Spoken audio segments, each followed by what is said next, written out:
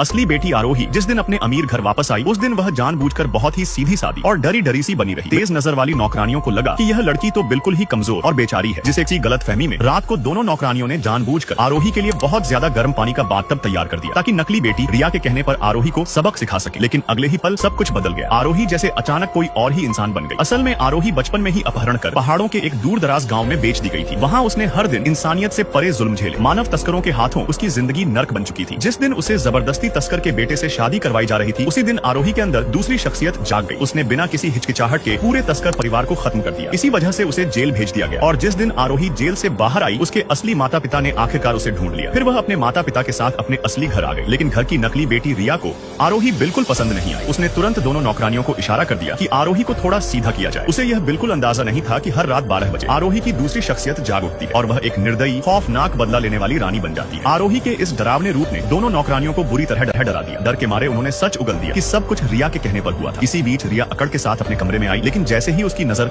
बिस्तर पर रखी हुई मरी हुई मुर्गी पर पड़ी उसके पैरों तले जमीन खिसक गई। अगले ही पल उसने देखा कि आरोही अंधेरे कोने में चुपचाप बैठी हुई थी। उसका चेहरा इतना डरावना था कि रिया की रूह कांप उठी। रिया तुरंत भागने लगी, लेकिन आरोही ने उसे खींचकर वापस खींच लिया और फिर एक एक करके उसके सारे बाल काट डाले। यह रात रिया के लिए जिंदगी का सबसे बड़ा डरावना सपना बन गई। अगली सुबह रिया ने अपने भाई करण को आरोही के खिलाफ भड़का दिया और माता पिता से झूठ बोल दिया कि आरोही ने उसके बाल काट दिए। लेकिन उस समय आरोही फिर से वही बेचारी मासूम सी लड़की बन चुकी थी जो देखने में रिया से भी ज्यादा लाचार लग रही थी। इस वजह से माँ ने रिया को सख्त चेतावनी दी कि अगर उसने दोबारा आरोही को परेशान किया तो उसे घर से बाहर भेज दिया जाएगा। पिता ने भी आदेश दिया कि रिया ही आरोही को स्कूल लेकर जाएगी। यह बात रिया को बिल्कुल बर्दाश्त नहीं हुई। स्कूल में रिया ने जानबूझकर आरोही को सहपाठियों से अलग थलग करवा दिया। आरोही इतनी सहमी हुई थी कि वह अपना नाम भी ठीक से नहीं बता पा रही थी। लेकिन जब उसने अपनी अपहरण की कहानी और अपनी जिंदगी की सच्चाई बताई और यह भी कह दिया कि रिया असल में घर की पाली हुई बेटी है तो तुरंत सभी सहपाठियों को आरोही पर दया आ गई और रिया को बुरी तरह आलोचना का सामना करना पड़ा। इस बात का बदला लेने के लिए रिया ने शाम को अपने चमचों से आरोही को डराया धमकाया। आरोही चुपचाप सब सह रही थी, लेकिन जैसे ही रात के 12 बजे उसकी दूसरी शख्सियत फिर से जाग उठी। कक्षा से चीखने चिल्लाने की आवाजें आने लगी। रिया को लगा कि आरोही को सबक सिखाया जा रहा होगा, लेकिन जब वह गाड़ी में बैठकर घर जा रही थी तो उसने देखा कि आरोही उसकी कार की पिछली सीट पर बैठकर लिपस्टिक से शीशे पर चित्र बना रही थी, मानो वह कब से उसका इंतजार कर रही। आरोही ने ठंडे अंदाज में रिया को चेतावनी दी कि अगर वह सीधी नहीं हुई तो उसका अंजाम बहुत बुरा होगा। डर के मारे रिया शांत हो गई, लेकिन घर पहुंचकर जब उसने देखा कि नौकरानियां भी उसे गंभीरता से नहीं ले रही तो उसका गुस्सा फिर से फूट पड़ा। उसने तुरंत अपने स्कूल के गुंडे बॉयफ्रेंड अमन को फोन किया और रोते रोते आरोही के खिलाफ शिकायत कर दी। अगली सुबह अमन स्कूल आया और गुस्से में आरोही की थाली पलट दी, लेकिन जैसे ही उसने ध्यान से आरोही का चेहरा देखा वह सन्न रह गया, क्योंकि आरोही ही वह लड़की थी जिसने कभी उसकी जान बचाई थी। कभी अमन का अपहरण हो गया था और रास्ते में अपहरणकर्ताओं का सामना आरोही से हो गया था, जहां आरोही ने उन्हें एक ही मुक्के में गिरा दिया था और अमन की जान बच गई थी। उस दिन से अमन ने आरोही का चेहरा कभी नहीं भुलाया था।